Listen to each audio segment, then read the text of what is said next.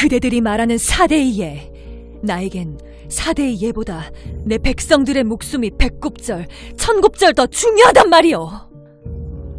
안녕하세요. 역사랑 놀자입니다.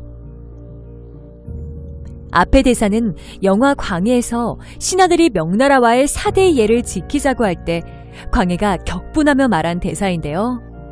여러분들은 혹시 광해군 하면 무엇이 떠오르시나요?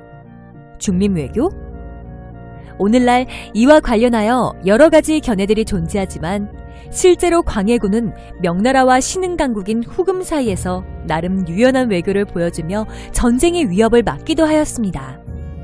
그런데 영화에 나온 대사처럼 광해군은 과연 정말로 백성들을 위해 노력한 왕이기도 했을까요? 당시 광해군은 유난히 궁궐에 대한 집착이 심했던 왕이었습니다. 왜냐하면 그는 자신의 재위 기간 동안 무려 6개의 궁궐 공사를 실시했기 때문이죠. 그는 먼저 즉위하자마자 아버지 선조가 시작한 창덕궁 중건 사업을 재개하였으며 또한 창덕궁이 중건된 뒤에는 다시 창경궁 건설을 시작하였고 그 다음에는 경덕궁을 지었습니다. 그리고 평소 풍수지리에 관심이 많던 그는 인왕산에 왕기가 있다 하여 인경궁을 지었으며 또한 북학자리에 자수궁을 짓는 등 계속해서 궁궐을 짓고 또 지었습니다. 적당선에서 궁궐 공사를 마무리 지었으면 괜찮았겠지만 전란으로 인해 나라가 크게 피폐해져 있던 상황에서 그것도 한두 개가 아닌 여러 개의 궁궐 공사를 감행했다는 것은 분명 비판받을 소지가 있는 부분입니다. 왜냐하면 이러한 대규모 토목공사의 부담은 대부분 당시의 백성들 몫이었기 때문이죠. 특히 당시는 임진왜란이라는 조선 역사상 유례가 없는 대규모 전란이 끝난 지 얼마 되지도 않은 상황이었습니다. 그런데 외란의 후유증을 극복하는 데 전념해도 모자랄 시기에 광해군은 대규모 토목공사를 진행했던 겁니다.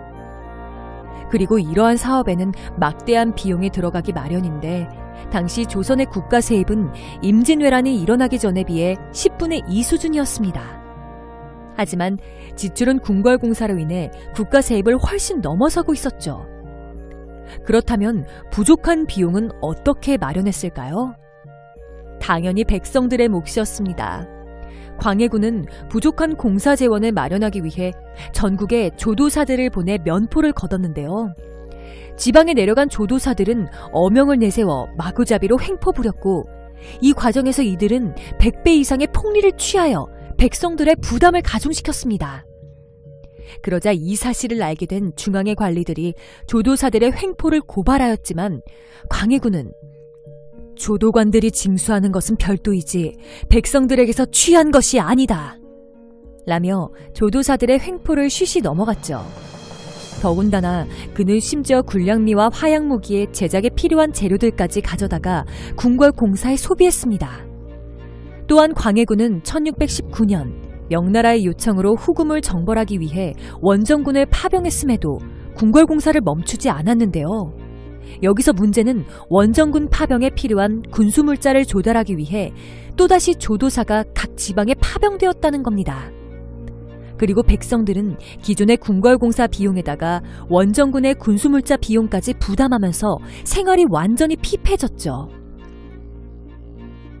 더군다나 광해군은 이후 사루우 전투에서 조선, 명나라 연합군이 후금군에게 대패했음에도 불구하고 당장 대책을 세우는 것보다 먼저 후금으로 인해 명나라와의 무역로를 끊길 것을 염려하여 미리 궁궐공사를 위한 채색 물품을 무역해오도록 지시했습니다. 그러자 궁궐공사를 담당했던 영건도감에서는 명나라의 요동이 후금에게 점령당하면 그 다음으로 조선도 후금의 위협에 시달릴 것인데 이러한 시국에도 불구하고 광해군이 궁궐의 채색을 위한 무역에만 신경을 쓰니 이해할 수가 없다는 내용의 장기를 올리기도 하였습니다. 또한 이 밖에도 수많은 신하들이 궁궐 공사를 중지하고 위협적인 후금에 대비하여 북방의 경계를 강화하자는 건의를 올렸으나 광해군은 이를 무시한 채 궁궐 공사를 감행했습니다. 그러던 중 광해군의 지나친 궁궐 공사로 웃지 못할 상황이 벌어지기도 했는데요. 어느 날 갑자기 광해군이 임진왜란으로 소실된 경복궁에 행차하려고 하자 신하들이 이를 만류했습니다. 하지만 광해군은 결국 경복궁을 방문했습니다. 그러자 인근 지역인 창의동에 살고 있는 주민들은 앞다투어 집을 팔고 떠났다고 합니다.